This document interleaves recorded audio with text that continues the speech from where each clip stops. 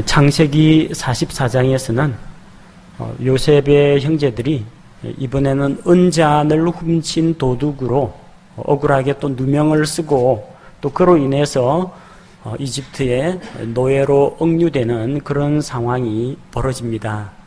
지난 시간에 우리가 43장을 살펴보았는데 가나안 땅에서 요셉의 형들이 아버지 야곱을 잘 설득해서 막내 동생 베냐민을 데리고 내려오는데 성공합니다.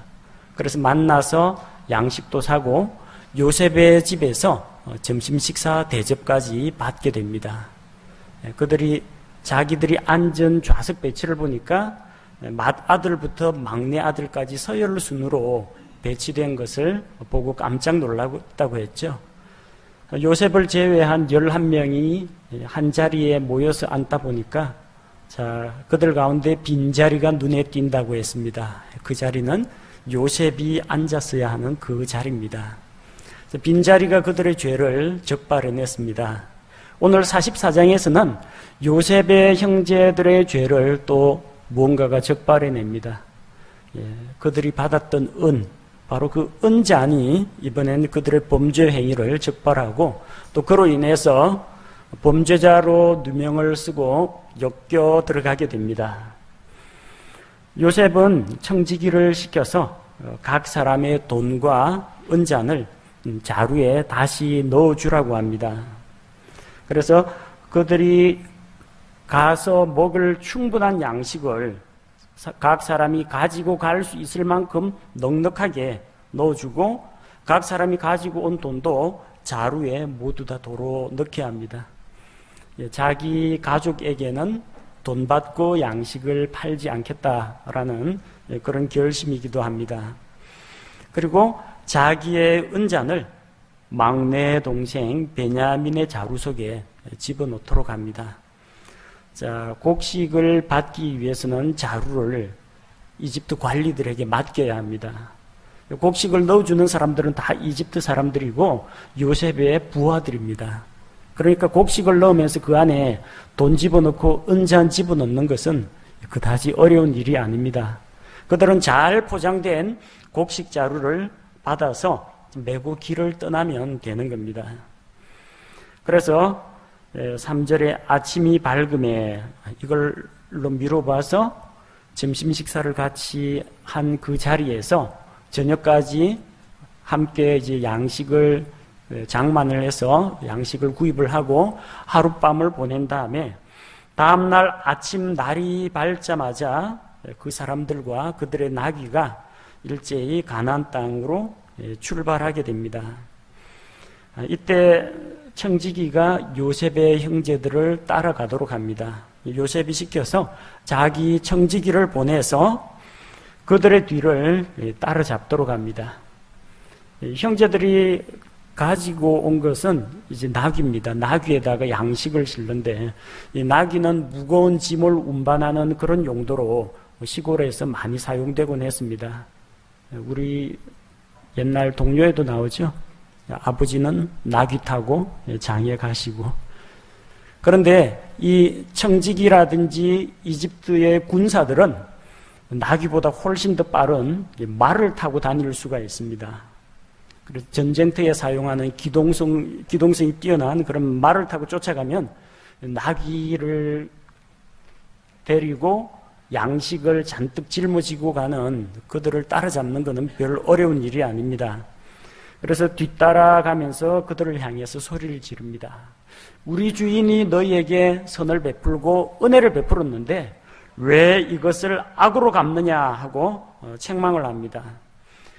영문을 모르는 형제들은 이 이야기를 듣고 이제 깜짝 놀랍니다. 자기들이 도대체 무슨 일을 했길래 이 이집트 총리의 청지기가 여기까지 따라와서 자기들을 이제 몰아세우는지 이제 어안이 벙벙했습니다. 청지기가 그들에게 이야기합니다. 이것은 내 주인이 가지고 마시며 점치는데 쓰는 물건이 아니냐.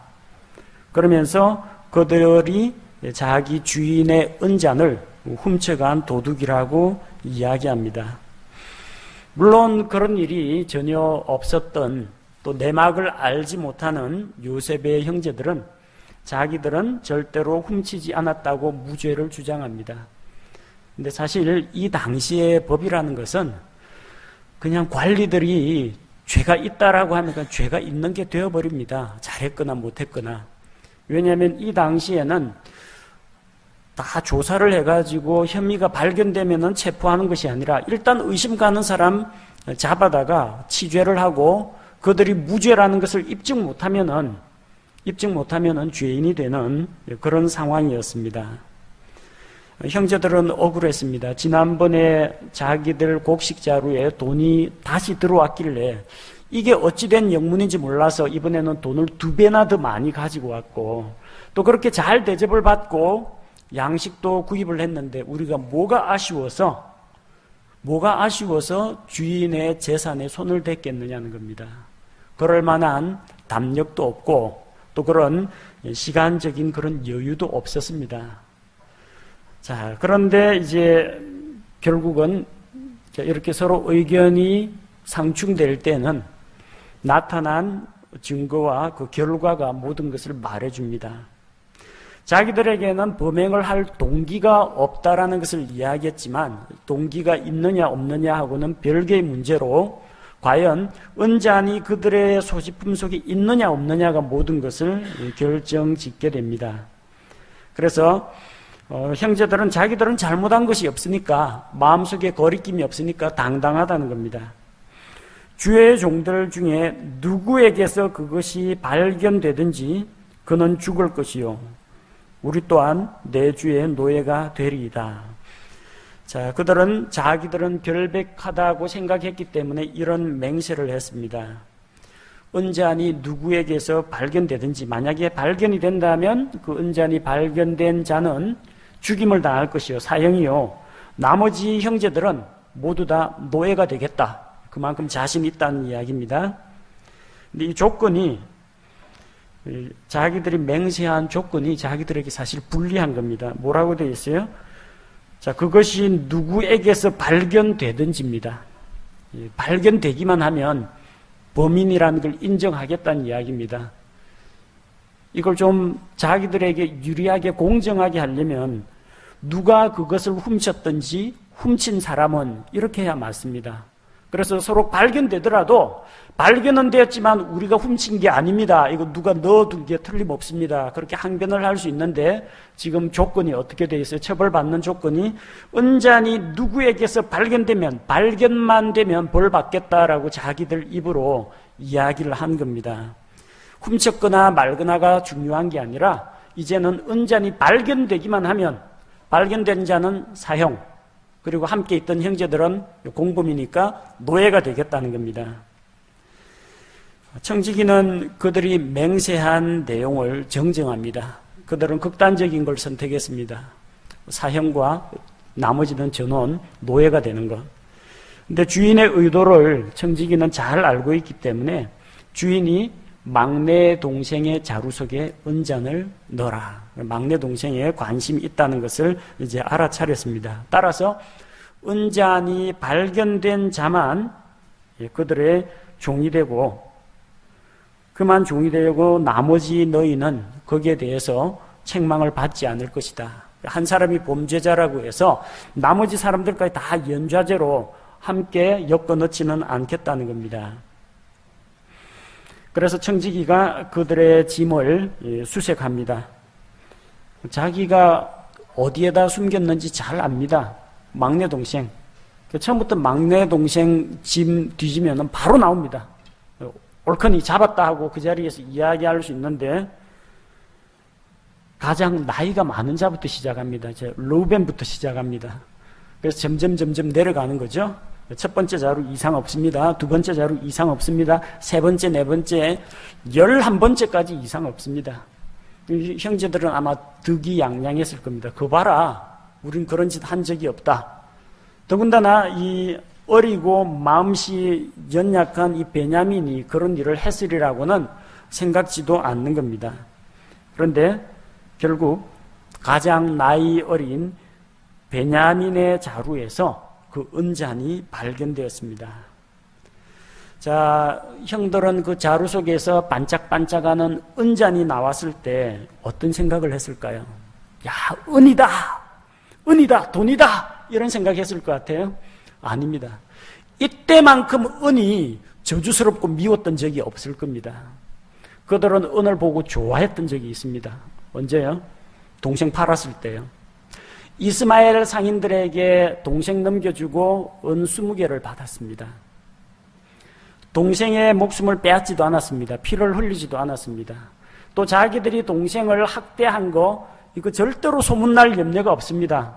노예로 팔려가면은 어디로 팔려갈지 알지 못하고 노예에게는 자유가 없기 때문에 뭐 휴가 받아서 나올 일도 없습니다. 완전 범죄입니다. 그리고 자기들 손에는 반짝반짝하는 은돈이 있습니다. 20개니까 1인당 2개씩 나눠 가지면 되겠네요. 손 안 대고 동생도 처리하고 돈도 생기고 얼마나 좋습니까? 그때는 그 은이 그렇게 좋아 보였습니다. 자루 속에서 은잔이 나왔을 때 그때만큼 은이 밉고 싫고 저주스러웠던 그런 적은 아마 평생 없었을 겁니다. 가슴이 철렁 내려앉았을 겁니다.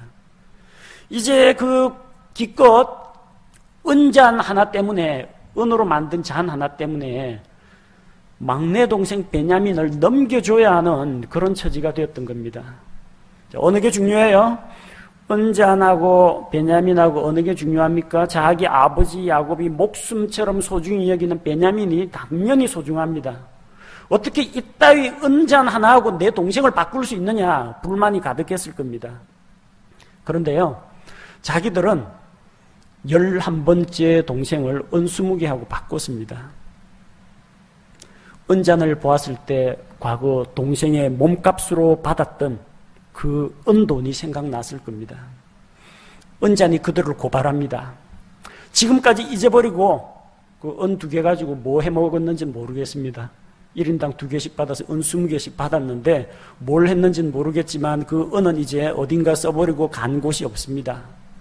그런데 자루 속에서 나왔던 그 은잔이 다시 그들의 양심을 찌르고 고발을 합니다.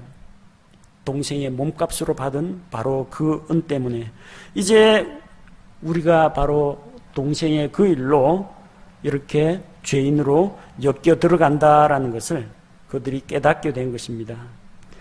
자, 일제히 그 형제들은 도망치지도 못하고 고스란히 붙잡혀 왔습니다. 베냐민에게서 은잔이 발견됐으니까 야, 어찌 된 건지 모르겠지만 야, 배다른 동생 베냐민, 야, 너가 알아서 처리해라. 우리는 가마. 그런 식으로 하지 않았다는 겁니다. 일제히 울면서 다시 요셉의 집으로 돌아옵니다. 13절에 보니까 그들이 자기 옷을 찢고 각각 자기 짐을 나귀에 싣고는 도시로 돌아왔다고 했습니다. 이 히브리 사람들은 정말 슬프고 억울하고 원통한 일이 있을 때에는 또 하나님 앞에서 자기의 속마음을 드러내고 싶을 때는 자기 옷을 찢고 길거리에 있는 흙먼지를 자기 머리에 뿌리면서 죄를 머리에 뒤집어 쓰고 하나님 앞에서 회개하고 울고 슬퍼합니다. 그들은 한번 옷을 찢은 적이 있습니다. 슬퍼서 찢은 게 아니고요, 미워서 찢었습니다. 아버지가 요셉에게 입혀준 채색 옷, 아버지의 사랑의 표시가 되는 그 채색 옷이 동생이 미우니까 채색 옷도 미워서 일단 만나자마자 채색 옷 붙잡고 동생 빨가벗긴 다음에 그 옷을 갈기갈기 찢었습니다. 그 기억이 다시 납니다. 이번에는 억울하게 동생이 엮여 들어가는 것 때문에 이번에는 진짜로 자기들의 옷을 찢었습니다. 동생 요셉의 옷을 찢은 대가로 그들 역시 자기들의 옷을 찢어야 하는 그런 날이 마침내 오게 된 것입니다. 요셉은 형제들에게 엄하게 대합니다. 자기 집에 버티고 형제들이 돌아오기만을 기다립니다. 형제들은 그 앞에 나와서 일제히 땅에 엎드립니다. 입이 10개라도 할 말이 없는 상황입니다. 자, 여기 14절의 표현을 보니까 유다와 그의 형제들이 거기에 이르러, 르우벤과 그 일행이 아닙니다.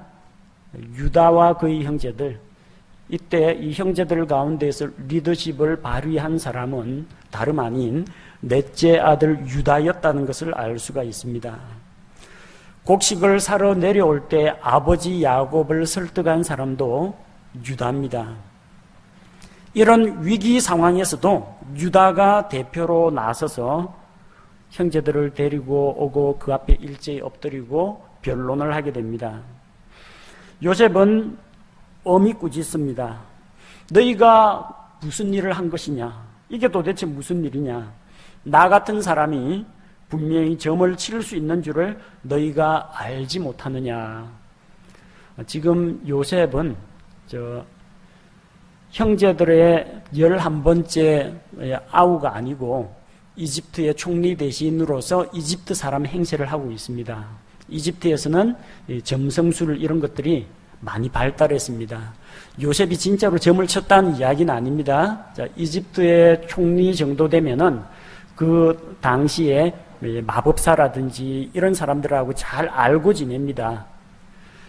이집트 이방 종교의 사제들하고도 잘 알고 지냅니다. 그래서 그런 점술 같은 것도 배웁니다.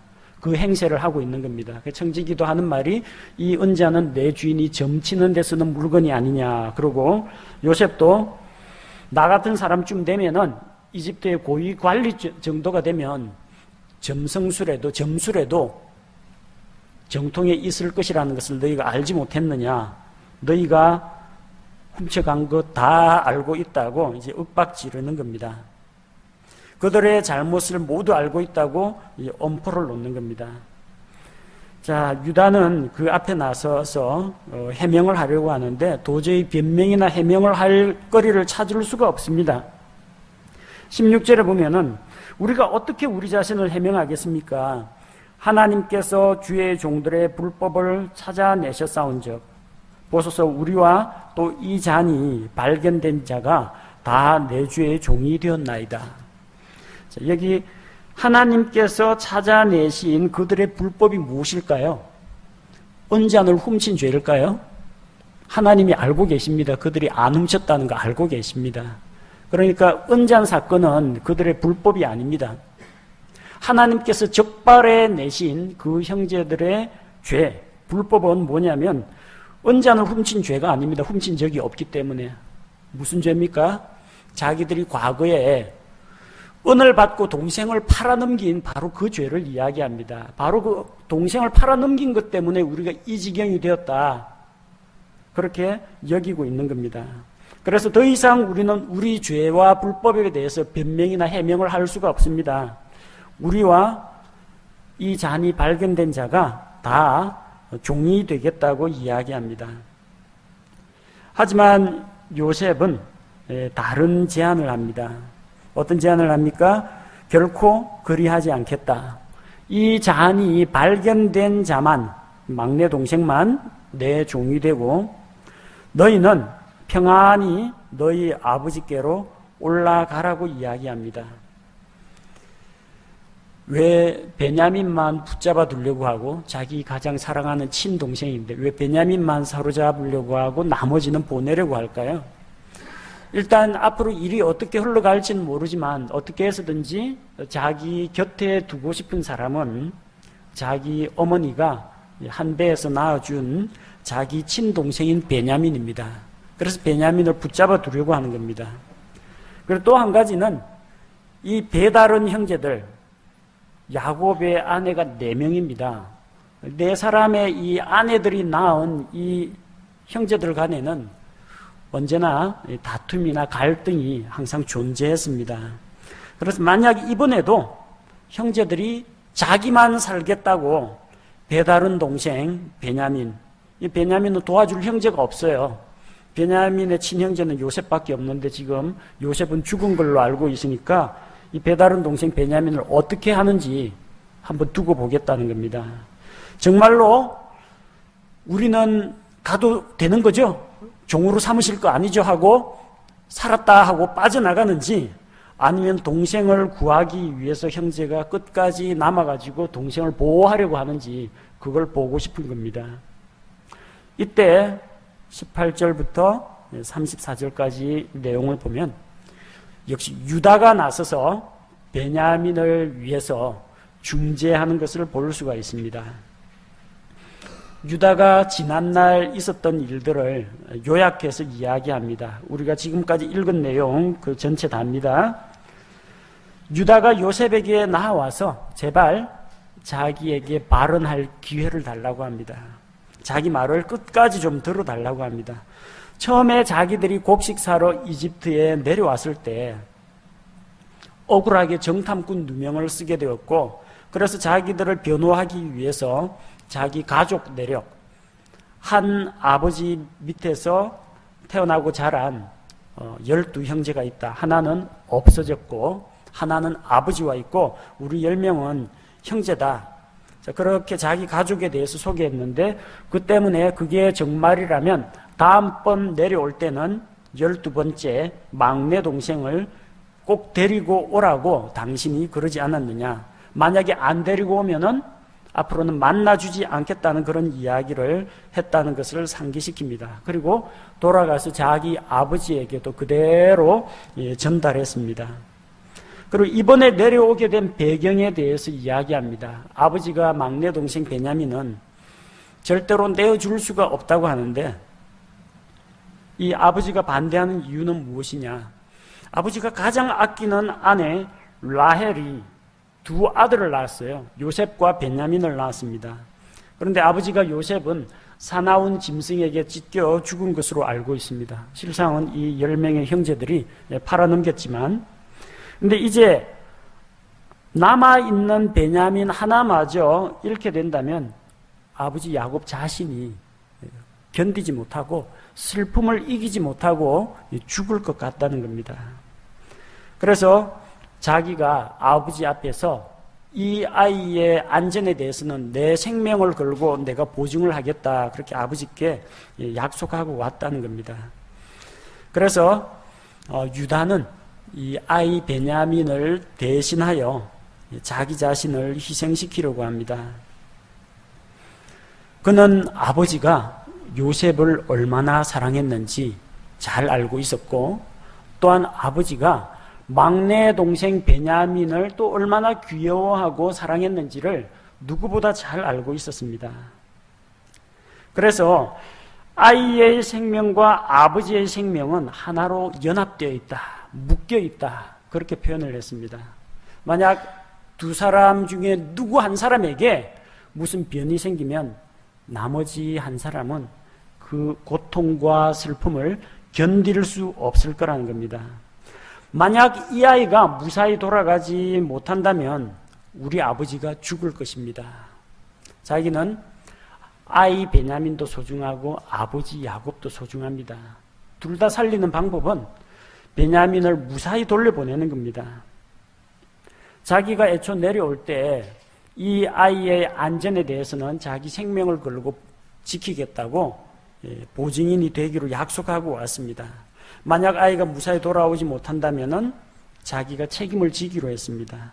그래서 자기 자신을 희생시키기로 합니다.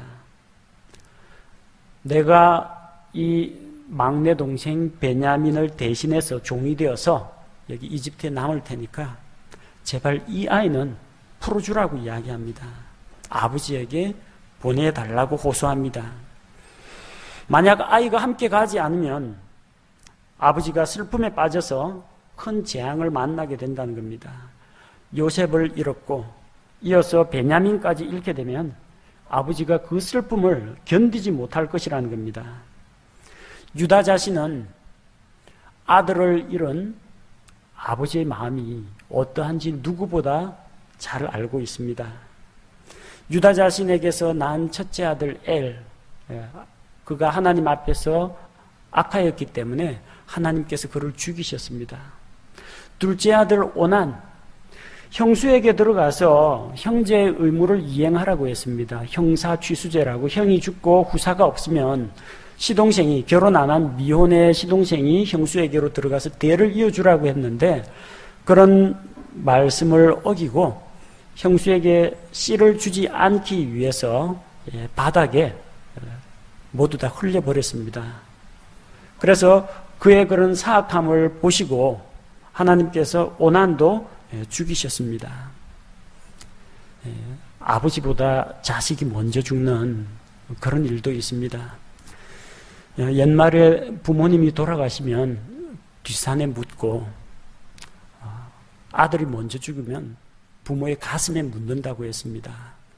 유다는 그런 슬픔을 이미 경험한 사람입니다. 그러니까 아버지 야곱의 심정을 이해하는 겁니다. 요셉을 잃었을 때 그 아버지의 그 정신적인 충격과 슬픔, 여러 날 동안 먹지도 마시지도 않고 괴로워하던 그 모습, 여기에 베냐민까지 없어진다면 두 아들을 잃은 저 아버지 야곱은 살 수가 없다는 겁니다. 어떻게 알아요? 자기가 겪어봐서 압니다. 그나마 자기에게는 셀라라고 셋째 아들이 있었지만 아버지가 사랑하는 라헬이 낳아준 아들은 요셉과 베냐민 둘밖에 없습니다. 그 둘 사라지면 이제 완전한 절망이라는 겁니다. 유다는 아들을 잃어버린 아버지의 마음을 누구보다 잘 알고 있기 때문에 어떻게 해서든지 베냐민을 살리고자 했습니다. 참 감동적인 장면 아닙니까? 막내 동생 살리기 위해서 자기가 대신 희생하겠다는 거. 바로 이런 다른 사람을 위해서 자신을 대신 희생하고자 하는 이 유다의 마음이야말로 죄인들을 대신해서 십자가에 대신 달리고자 하는 우리 주 예수 그리스도의 그 마음인 것입니다. 옆에서 지켜보던 베냐민 마음이 어땠을까요?